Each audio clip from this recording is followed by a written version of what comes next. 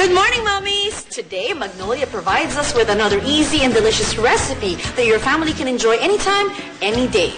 Tuwing graduation, doble ang saya ng pamilya. Ang anak dahil nakatapos na sila.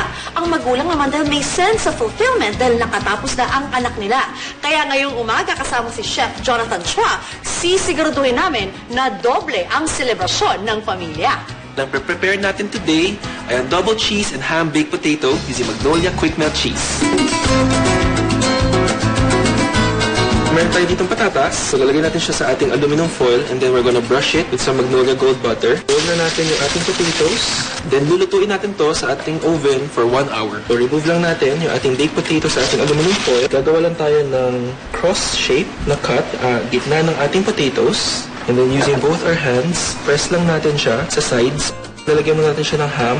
And then we're gonna add in Magnolia cheesy spread. So we're gonna add in, of course, ating Magnolia Quick Melt Cheese. So ito na yung ating double cheese. Uy, doble talaga sarap ito kasi meron na siyang Magnolia Quick Melt Cheese. Meron pa siyang Magnolia cheesy spread. Correct. Sprinkle lang natin siya ng ating chopped parsley.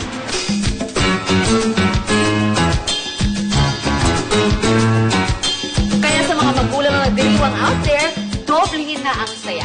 See you next time para sa iba pa na masasarap na recipes. Dahil araw-araw, sarap Magnolia!